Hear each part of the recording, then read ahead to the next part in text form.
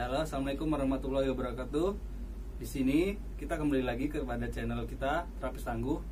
Sekarang kita akan membahas tentang pendidikan luar biasa. Di sini saya ditemani oleh rekan saya yang bernama Bu Ii. Halo. Ya, ini Bu, sekarang saya mau tanya-tanya, itu apa pendidikan luar biasa itu? Pendidikan luar biasa itu pendidikan yang melayani anak dan khusus, kalau simpelnya kan. Jadi memang mereka untuk melayani anak-anak yang berkurangan atau berkelebihan. Jadi nggak hanya ini anak-anak yang berkurangan berarti masuk ke PLB, enggak juga. Memang mereka ada yang berkelebihan IQ-nya masuk juga ke pendidikan luar biasa seperti itu. Jadi kalau misalkan orang tanya kadang kan PLB itu apa sih gitu kan? Oh, guru SLB ya gitu. Pasti iya guru SLB. Mereka akan lebih masuk daripada kayak ini loh anak-anak don khusus. Nanti mereka akan bertanya lagi anak don khusus apa ya? Gitu. Jadi, bagi orang awam juga banyak kan yang berpikiran seperti itu. Ya, saya sendiri juga kurang tahu juga kan, makanya ini salah satu edukasi buat halayak luas. Ya pasti memang udah biasa. Jadi kayak kuliahnya juga di mana sih Bu? Kalau dulu saya kuliah di Univ Islam Nusantara, tapi memang ada di UPI, di UPI juga ada, kemudian di UNJ ada gitu. Sekarang yang baru ada swasta, karena memang Uninus, kalau Univ Islam Nusantara Uninus itu tadinya satu-satunya yang swasta. Kalau sekarang ada di UML Muhammadiyah Lampung sini, memang baru dia, dan itu memang pendirinya dari dosen Uninus juga gitu. Memang bener-bener baru dia. Baiklah. Kalau buat mata kuliahnya itu dalamnya apa aja ya? Mata kuliahnya banyak banget. Saya pikirkan memang ini pendidikan luar biasa, hanya ngajar anak-anak, hayo anak-anak belajar gitu kan. Memang anaknya udah bener-bener bagus, ternyata saya salah gitu kan. Memang ada anak dia pakai simbol Pak. Jadi ada yang anak A, B, C, D gitu kan.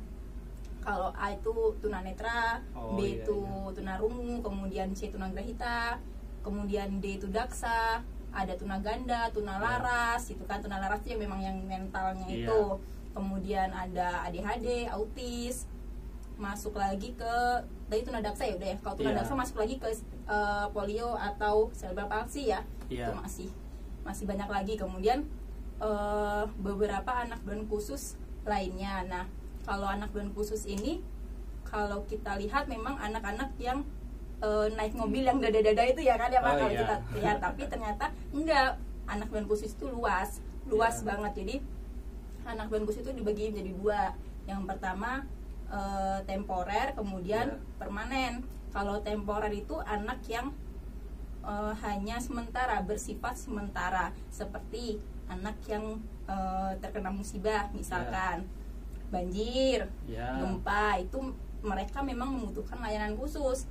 Ketika memang sudah ada bantuan dari pemerintah atau memang sudah suasana udah kondusif kembali, ya sudah, mereka tidak berkondusif lagi, udah selesai. Kalau yang permanen, inilah yang masuk yang harus dilayani secara khusus kembali, kayak yang tadi itu disebut A, B, C, D itu masuk ke permanen seperti itu. Jadi memang luas teman-teman. Oke lah, baiklah ya, sudah jelas ya. Sekarang kalau bidang kerjanya, kerjanya kan banyak kan gitu kan. Kayak kalau sebagai orang awam atau saya sebagai terapis saja kurang begitu mengerti itu kayak bidang kerjanya buat orang-orang yang baru lulus PLB gitu tuh di mana aja. Pasti kalau kerjanya itu. Pasti kalau orang awam pasti guru SLB ya, gitu kan. Yang ayo gitu, pasti gitu berpikiran. Karena dulu pun saya seperti itu berpikir, berarti saya ini harus di SLB nih gitu. Harus bener-bener di sekolah yang duduk, anak-anaknya duduk, saya berdiri, terus saya harus aktif gitu kan, biar anak-anaknya aktif. Ternyata enggak sama sekali. Jadi kalau PLB itu tergantung, selain dari kuasa Allah ya. Ada lagi kalau kita emang lihat, ada jadi terapis, bisa kan? Kemudian jadi selain guru SLB jadi terapis, kemudian ada guru bantu. Jadi kalau kita lihat perkembangan pendidikan kan ada inklusi, itu ada inklusi, kemudian teacher atau diintegrasi juga ada gitu. Jadi memang semakin banyak kita apa ya, kreatif untuk mencari-cari lowongan itu akan ada. Kayak kakak tingkat saya ya, dia di rumah sakit. Jadi apa ya, rumah sakit itu kalau misalkan dokter yang mau nyuntik anak, nyuntik anak gitu, kadangan ada yang beberapa anak itu menolak. Kalau anak bulan khusus kan kadang ada konsul, karena perilaku yang ada penolakan itu ya. Memang harus dia secara medis, penanganan secara medis, tapi ketika disuntik dia nggak bisa, maka itu ada butuh pelayanan. Jadi kayak dia harus buat perjanjian dulu. Oh, kamu mau disuntik jam 3, berarti harus ditangani oleh saya jam 2. Baiklah. Jadi ketika nanti masuk ke ruangan itu saya misalkan saya masuk ke ruangan itu, ayo nak, sama kan dia udah percaya sama saya kan, berarti sama saya. Jadi dokter itu terbantu gitu, untuk untuk penanganan itu ya. Ada juga. Terus ada lagi, kalau dulu saya di Bandung itu ada yang namanya helper. Jadi dia sistemnya pakai aplikasi. Tapi itu zaman apa ya, beberapa tahun yang lalu. Kalau saya sekarang nggak tahu ya, karena pandemi ini gimana nasibnya saya kurang tahu. Karena itu kan misalkan orang tua yang mempunyai anak bulan khusus, kemudian orang tuanya mau belanja nih, orang tuanya mau belanja, kadang kan repot kan, mau belanja tapi kok anak saya ini masih belum kondisi gitu kan. Akhirnya saya ini pesan nih helper tuh kami ini kan, untuk ngajak anak itu bermain. Dan di mall-mallnya itu hanya tertentu Pak. Jadi mall ini yang bisa seperti itu gitu, nggak semua mall gitu. Jadi itu memang ada kerjasamanya sama komunitas lain seperti itu. Kalau home care juga bisa juga berarti ya? Bisa gitu. Jadi kayak ketika seseorang kayak punya anak berkebutuhan khusus gitu, terus datang ke rumahnya minta pertolongan dari itu, supaya minta diajarkan kenapa anak saya berperilaku. Bisa. Apalagi kadang kan untuk yang kayak privat itu bisa gitu. Nah sekarang buat ini nih tanyanya, kan ada kan guru SLB, ada guru inklusi, ada kayak guru biasa juga. Nah sekarang bedanya apa sih Bu dengan guru biasa itu dengan guru PLB?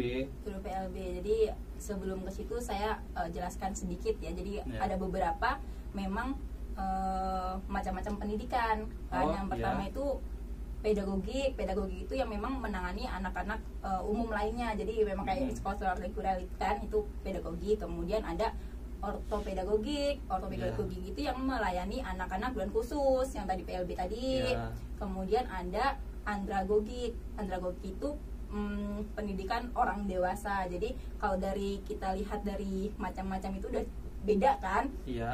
Beda dimana kalau yang pendidikan guru biasa itu memang melayani anak-anak umum lainnya. Kemudian kalau PLB memang menangani anak bulan khusus. Nah secara intervensi itu pun beda, kayak metode pembelajaran pun beda kan. Kemudian dari kurikulum pun sudah beda, karena memang untuk anak bulan khusus tidak bisa mengikuti kurikulum anak umum lainnya, kecuali memang dia kayak tunanetra atau otaknya normal kan tunanetra, tapi kan memang harus dimodifikasi seperti itu. Jadi memang perbedaannya udah terlihat jelas lah seperti itu. Nah kalau saya itu pernah mengisi seminar, mengisi materi di Bandung bekerjasama dengan Dinas Pendidikan Kota Bandung. Kenapa saya bisa bilang beda? Karena saya sudah meneliti hal itu gitu. Ketika saya datang ke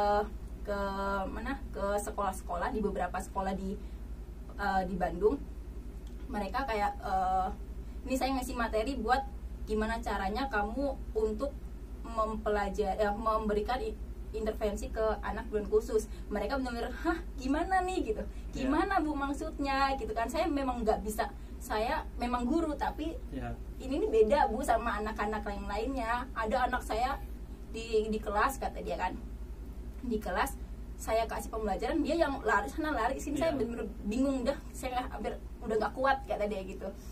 Kalau di PLB kan kalau misalnya seperti itu, berarti kita harus merubah kurikulumnya atau merubah pembelajarannya, mau jadi PPI atau kita asesmen dulu kan biasanya gitu.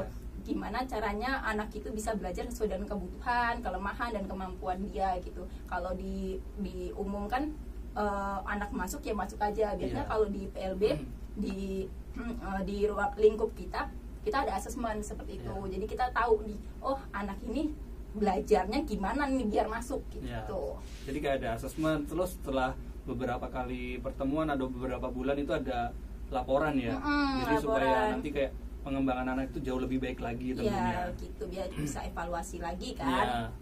Terus sistem pendidikan anak berkebutuhan khusus itu bagaimana ya? Sistem layanan pendidikan khusus itu ada 3 kalau saya ingat saya ada 3 kan. Yang pertama itu PLB tadi. Jadi PLB itu adalah segregasi. Segregasi itu memang kalau kita lihat artinya adalah memisahkan ya, memisahkan. Jadi anak-anak yang lainnya, misalkan kalau kadang SLB itu ada yang SLB A itu memang khusus untuk tunanetra gitu kan. Kalau ada SLB B, SLB C, BC autis gitu, memang dia memisahkan sesuai dengan kelompoknya, berdasarkan kelompok gitu ya. Betul. Terus ada yang dia berkembang lagi menjadi integrasi. Integrasi itu memang sekolah umum yang menerima anak berkebutuhan khusus. Loh, sama dong kayak inklusi kan. Inklusi juga gitu, menerima anak sekolah umum yang menerima anak berkebutuhan khusus. Bedanya apa gitu bedanya kan? Apa di situ? Jadi bedanya apa? Kadang kan sekolah-sekolah saya udah inklusi kok sekolah saya gitu kan. Padahal kalau kita lihat bedanya itu ada di kurikulumnya, Pak. Oh, di kurikulumnya. Kurikulumnya. Jadi bagaimana itu? Kalau integrasi itu anak yang mengikuti kurikulum. Anak yang mengikuti kurikulum. Jadi apapun kurikulum yang dipakai di sekolah, anak harus mengikuti. Bisa apa enggak? Harus mengikuti gitu kan. Beda dengan inklusi. Kalau inklusi kurikulum yang mengikuti anak. Jadi yang tadi itu saya bilang ada asesmen kan, bagaimana pembelajaran itu dilakukan sesuai dengan kebutuhan masing-masing anak tersebut gitu. Jadi yang membedakan itu berdasarkan kemampuan, yang satunya berdasarkan kurikulum itu ya. Kurikulum itu. Jadi ketika anak nggak bisa mengikuti kurikulum itu mungkin bisa tinggal kelas atau gitu, yang lainnya atau skorsing atau bagaimana itu. Jadi kadang kan guru kan juga bingung nih gimana nih, makanya kan pendidikan semakin berkembang itulah fungsinya gitu. Jadi jangan sampai tertukar. Terus kalau masalah tadi itu kan ada SLB A, B, C, D dan seterusnya. Ketika anak mempunyai 2 handicap atau double handicap, itu bisa menempati salah satunya atau yang kayak umum, ada nggak SLB umum? Contohnya dia di situ ada beberapa diagnosa tuh contohnya. Ada, memang ada. Jadi kayak segregasi memisahkan, jadi memisahkan anak yang kan ada yang bisa kena dua-duanya tuh. Ganda itu ya Pak ya. Gitu. Kan ada SLB yang memang memisahkan sesuai dengan kategorinya, misalkan tunanetra, tapi ada juga yang SLB yang situ ada tunanetra, ada tunarungu, ada autis, ada Down syndrome, itu memang ada gitu, ada campuran juga ada. Tuh. Iya, kurang lebih kayak gitu ya buat pemahaman terhadap pendidikan luar biasa. Jadi kan dari tadi kan kita bahas tentang SLB A, B, C dan D. Nah, di situ kan Ibu tadi menjelaskan kalau di universitasnya Ibu itu tadi kan ada pilihan C dan A. Nah, di situ kenapa Ibu pilih yang C, tunagrahita? Pilih yang C. Jadi sebenarnya kalau yang C itu kalau di sana melihatnya lebih banyak, Pak. Kita merangkul anak-anaknya itu lebih banyak. Gini, dalam artian kalau anak tunanetra dia hanya belajar hanya di tunanetra. Jadi misalnya memang anak yang tunanetra, jadi tidak belajar dengan Down syndrome, tidak, dia hanya hanya A. Nah, kalau C ini ternyata kalau di kampus saya dia tetap mempelajari Down syndrome, autis, ADHD, dia tetap mempelajari gitu. Jadi saya pikir karena tunanetra itu kan nantinya akan teknologi itu akan semakin berkembang, jadi mereka akan nanti ada yang saya tidak menyalahkan yang masuk A itu pilihan gitu, tapi saya berpikir gitu, teknologi kan makin berkembang, nanti dia bisa ditangani oleh medis gitu kan, kayak operasi segala macam. gitu. Nah kalau di C ini saya masih banyak yang dipelajarinya gitu. Ya. Jadi saya bisa luas gitu belajarnya. Dan mungkin gitu. nanti kayak ilmu tadi yang bisa berkembang tadi mungkin lebih cakupannya lebih luas Lebih gitu luas ya. gitu kan, dan asik juga loh di C itu kalau menurut saya kalau kalian berpikir enggak asikan yang A gitu kan, Iya. ya nggak apa-apa gitu. Ya. Tapi menurut ibu kan itu lebih asik yang Lebih C. asik Jadi yang balik C, lagi ke gitu. setiap pilihan orang-orang tersebut. Makanya ya. tadi itu kita harus lihat ini gimana sih belajarnya, Iya. apa sih anak tunanetra, apa sih anak tunarungu gitu. Makanya Iya. nanti kita akan saya Lebih sisir yang mendalami. ini, Iya, gitu. iya. Lebih serp lah yang mana. Jadi kayak, nah balik lagi ke kasus anaknya itu. Mm-mm. Jadi kayak hal apa yang membuat ibu tuh menarik gitu loh dari anak tersebut? Contohnya kayak apa, Down syndrome, karena kenapa gitu. Jadi kalau misalkan yang tadi itu selain banyak kasus dan itu makin membuat saya Lebih, menambah ilmu ya. gitu kan. Kalau di tunagrahita itu anak-anaknya itu kayak kita harus bener-bener gitu Memberikan kan, effort dari lebih gitu ya. lebih gitu, intervensinya tuh kita banyak kreativitasnya gitu. Ya. Kalau misalkan anak B atau anak A itu kan memang dia IQ-nya normal, jadi Ya. memang dia ada pembelajaran yang sama dengan kurikulum yang lainnya. Kalau itu kan Ya. kadang ada teman saya yang bilang kamu masuk PLB kayak anak TK ya, kita nyanyi segala macam gitu kan. Tapi kalau kita lihat emang untuk pembelajaran itu lebih lebih dimodifikasi, jadi Ya. agak seru lah gitu. Jadi kitanya harus banyak berinovasi, ya, Berinovasi. banyak upgrade diri lah ya. Ya, tapi tujuan saya tadi itu kalau di C karena memang saya pengennya mempelajari semuanya gitu, semua hal saya Iya. rangkul, karena kalau nanti di lapangan kan di lapangan kita menemukan banyak kasus ya, tidak hanya satu kategori saja gitu. Jadi ketika memang di lapangan ketemu anak ini oh iya nih saya pernah nih gitu, pernah mempelajari gitu kan. Iya.